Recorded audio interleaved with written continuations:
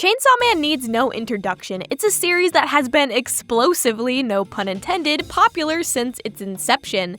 Before it even had an anime, the manga was being talked about online ad nauseum to the point where spoilers were like landmines, even before we knew what the first anime opening sounded like.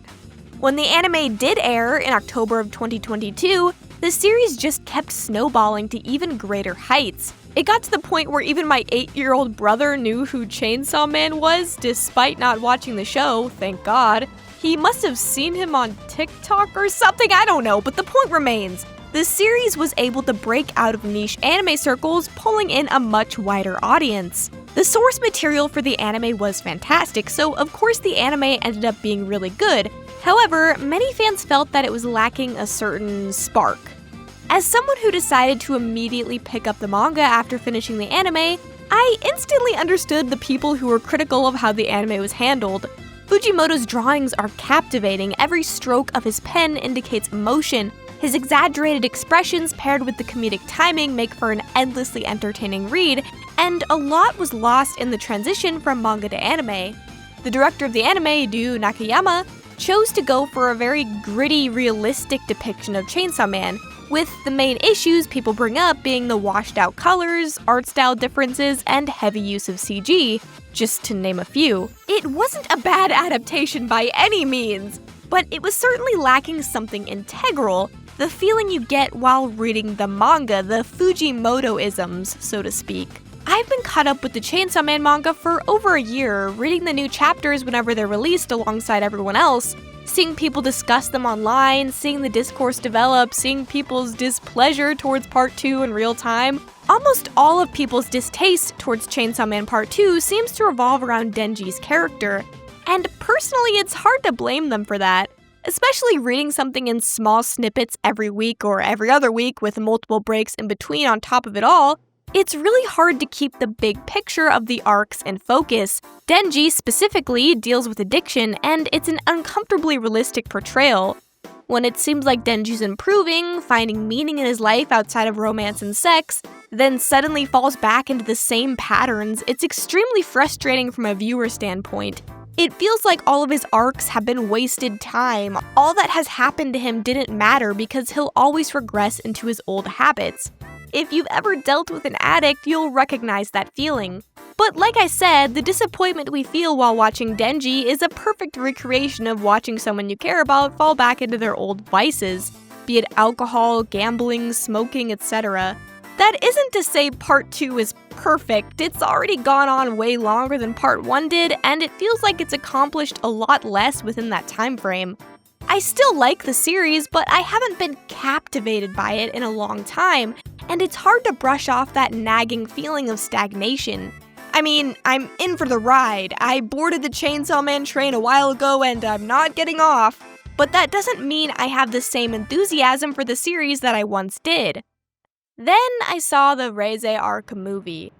I remember reading the Reze Arc and liking it, but because of the way the manga keeps moving at such a fast pace after the arc ends, it doesn't give you much time to linger. That's one of the reasons making this arc a movie was such a genius idea. Reze is an extremely important character to not only Denji, but Fujimoto himself.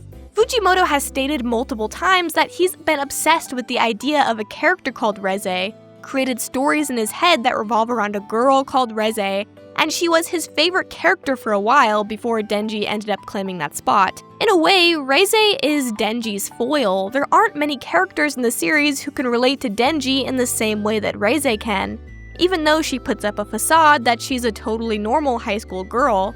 Reze's personality, mannerisms, speech patterns, her laugh, all of it was manufactured to appeal to Denji, who, despite pledging himself to Makima at the beginning of the film, easily falls for Reze after only a day. Reze lulls not only Denji, but the audience into a false sense of serenity. She's electric to watch on screen, her every word leaves you hanging and wanting more. Her character design is obviously very cute. She has a girlish flair to match her giggly high school girl persona, but with enough edge to set her apart from others. Despite her chosen personality being very bubbly and open, her design features hair that covers up a lot of her face. which symbolizes her lack of sincerity and the hiding of her real self. Power has a similar hairstyle, but the reason for Power's hair being in her face is more to do with the fact that she's a messy/slobby character, not that she necessarily has something to hide. Reze's choker is also a very inconspicuous design choice, a cute accessory to match a stylish character, something that a normal high school girl would wear. The choker matches her somewhat emo design and gives her an ethereal beauty, an air of elegant maturity, but not so much that she feels too out of reach. Reze's eyes are the most interesting of all, a bright emerald green that cuts right through you, eyes that are impossible to look away from. Reze's whole life has been a performance, a test. She was made to be a super soldier from the Soviet Union, a child trapped in a room undergoing rigorous training so she can kill, dismember, and deceive. She's incredibly smart enough to know that her life sucks, to the point where she laments about Denji not being able to live a normal life and go to school like a normal 16-year-old kid, which ironically applies to her even more so. Despite never going to school, similar to Denji, she invites him to enter high school with her after dark so he can see what it's like. At this point, Reze could have killed Denji a number of times, and especially at the school, he was totally smitten by her. But instead, she savors each moment of happiness with him, draws it out, enjoys it herself. When the psychotic serial killer guy crashes her party and she's forced to disengage with her helpless schoolgirl persona and become a ruthless killer again, it's soul-crushing. The fun she's having with Denji isn't her reality, this is. When she sings the nursery rhyme-sounding Russian song, the film lingers on her complete disassociation. The pool scene was my favorite moment from the manga, and that hasn't changed when watching this. The thing that changed, however, is how much it was improved upon. There are only a few pages for the entirety of the pool scene in the manga, but the movie adapts it as cinematically as possible. We get a deep feeling of the euphoria the two are experiencing, the way Denji falls into the water, bubbles exploding around him. The two are naked, vulnerable, particularly Reze, who can't even use her explosions in water. Despite that, it was her idea to do this with Denji, something completely unnecessary to her plan. She could have deepened their connection in a number of different ways that didn't make her completely susceptible to an attack. The water is animated beautifully and made me think about its meaning within the story, since being submerged in the ocean is very relevant to the ending of the film. Water is an agent of chaos and destruction, but also the bringer of life, purification, and rebirth. The dichotomy suits Reze nicely, a character who is both literally an atomic bomb, but also the reason Denji feels true happiness, a country mouse forced to work in the city. The country mouse versus city mouse hypothetical is one of the most important questions posed in the series. A country mouse gets freedom but no guaranteed food, and a city mouse gets food but no guaranteed freedom. Lack of freedom could mean a number of different things, including death, and while Reze tells Denji that she would definitely choose to be a country mouse, Denji feels the opposite, and it's not hard to see why. Hunger was the driving force behind Denji's actions in the very first chapters of the series. On the other hand, Reze hasn't enjoyed a single moment of freedom her entire life. The answer to the question is that being a mouse means a life of suffering. Wherever you live, you're the bottom of the food chain. Denji eventually realizes that being under Makima's thumb would only bring him misery, even if she did provide him with food and shelter.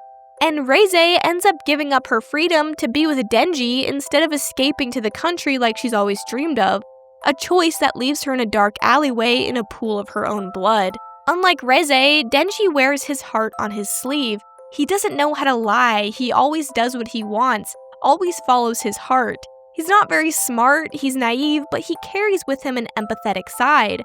The side that let him befriend Pochita, the side that Aki and Power come to love about him. Reze is the same, even though she was supposed to only be a killing robot that follows orders, she found herself forming a real connection with Denji, one she couldn't shake even after trying to kill him. Reze and Denji grew up not having a real childhood, being abused and taken advantage of, but they still kept their humanity through it all, even as devils. Reze falls prey to the same love she tried to use as a tool against Denji, letting go of her ticket to freedom in order to see him again. In the beginning of this video, I talked about not feeling captivated by Chainsaw Man in a while, and while I think Fujimoto is an obvious genius, perhaps the Shonen Jump schedule was getting to him. This film reawakened my passion for the series. The art, the animation, the color design, the score, it really felt like the manga had come to life, enveloped me, made me a part of Chainsaw Man's world. The weird, off-kilter charm of the writing, the characters, the themes of surveillance, control, humanity, and love, all of it came together to form one of the best theater experiences I've had in a while. Even writing this, I want to go back and watch it again. I'm not sure where the manga is headed, but despite any doubt that has ever crossed my mind about this series, I'll always stick by it, even if Fujimoto kills off every good character, even if he doesn't finish the series for 10 more years, I'll keep reading it. I'm looking forward to season 2 of the anime more than ever, and if you only see one good movie for every 10 you watch, this one is the kind that can change your life. Hey ho, mimiyori the frog here. I seriously wasn't gonna make a video on the Reze movie because my last video was also about an anime movie and it performed so badly, I probably only made like $2 off it, if that. But I watched the movie, and yes, it's as good as everyone has been saying, so I figured I'd make a quick video about it since I actually have stuff to say. Who cares if it does badly? I sure don't. Anyway, if you like this video, like, subscribe, hype, all that stuff. I'll probably talk about Chainsaw Man again because, like I said, I do keep up with the manga still. Leave a comment with your thoughts on the movie, especially if you have any analysis-type comments that like a subject I didn't cover in the video, or even an addition to what I already said. I'd love it if people talked about Angel and Aki or Makima, because I didn't mention them really in this video. Or even a deep dive into Beam or some shit. I'd love to read whatever you guys have to say. So yeah, that's all for now, and I'll see you in the next video. "